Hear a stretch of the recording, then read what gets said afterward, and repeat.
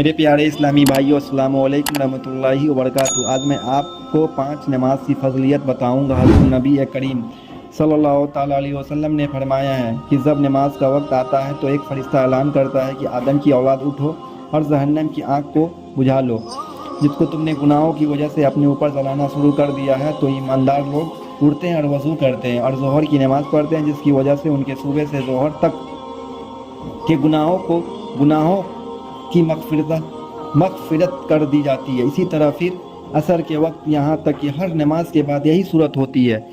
عشاء کے بعد لوگ سونے میں مصروف ہو جاتے ہیں، اس کے بعد کچھ لوگ برائیوں کی طرف چل دیتے ہیں، جیسے کہ زنکاری، بدکاری، چوری وغیرہ کی طرف چل دیتے ہیں، اور کچھ لوگ بھلائی کی طرف چل دیتے ہیں، جیسے کہ نماز، وظیفہ، ذکر وغیرہ کی طرف چل دیتے ہیں۔ تو ایسے لوگوں کے لیے اللہ کا بہت بڑا انعام ہے۔ حضرت ابو ہریرہ رضی اللہ تعالیٰ عنہ سے روایت ہے کہ رسول صلی اللہ علیہ وسلم نے ارشاد فرمایا، تم میں رات اور دن کو فرشتہ باری باری آتے ہیں اور وہ فجر اور عصر کی نماز میں جمع ہوتے ہیں، پھر اوپر چڑھتے ہیں، اور وہ فرشتے جنہوں نے تم میں رات گزاری ہوتی ہے تو ان سے اللہ تعالیٰ پوچھتا ہے کہ حالانکہ اللہ تعالیٰ خود جانتا ہے کہ فرشتوں تم نے میرے بندوں کو کس طرح چھوڑا ہے، تم نے میرے بندوں کو کس حال میں پایا؟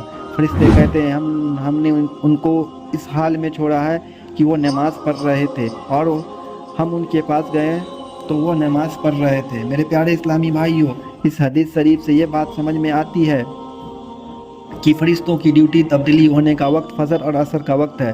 اگر بندہ فجر اور عصر کی نماز ادا کرتا ہے تو معصوم فرشتوں رب تعالیٰ کی بارگاہ میں اس بندے کی ذکر نمازی کی حیثیت سے کرتے ہیں، تو اللہ اپنے بندوں کو سجدے میں ہونے کا سن کر خوش ہوتا ہے، اور جب وہ خوش ہو جائے تو یقین اپنی رحمتوں سے مالا مال کر دے گا۔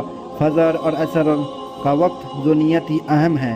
فجر کے وقت نیند کا غلط ہوتا ہے، اور عصر کے وقت انسان تجارت میں مصروف ہوتا ہے، جس کی وجہ سے نماز چھوڑنے کا زیادہ اندیشہ رہتا ہے۔ لیکن اگر بندہ نماز ادا کر لیتا ہے تو اللہ تعالیٰ راضی ہو جاتا ہے۔ حضور سید عالم صلی اللہ تعالیٰ علیہ وسلم نے فرمایا، جب بندہ نماز کا اول وقت میں نماز پڑھتا ہے تو اس کی نماز آسمانوں تک جاتی ہے، اور وہ نورانی شکل میں ہوتی ہے، یہاں تک کہ عرش و الہی تک پہنچ جاتی ہے، اور نماز کے لیے قیامت تک دعا کرتی رہتی ہے، اے اللہ تو اس بندے کی حفاظت فرما جیسے تو نے میری حفاظت کی۔ اور جب انسان بغیر وقت نماز پڑھتا ہے تو اس کی نماز کالے شکل میں آسمان کی طرف جاتی ہے، جب وہ آسمان تک پہنچتی ہے تو اسے وہ بلندی کپڑے کی طرح لپیٹ کر پڑھنے والے کی منہ پر مار دی جاتی ہے۔ میرے پیارے اسلامی بھائیوں، آپ اندازہ لگائیے کہ وقت پر نماز ادا کرنے کی برکت کتنی ہے، اور بے وقت نماز ادا کرنے کا بوال کیا ہے۔ آج کے دور میں وقت پر تو دور کی بات ہے، اکثر لوگ تو بالکل ہی نماز ادا نہیں کرتے ہیں اور نماز سے دور ہوتے ہیں، اور ایسا کرنے میں کچھ افسوس بھی نہیں کرتے۔ اور غور کرے، جب بے وقت پڑھنے کا بوال یہ ہے تو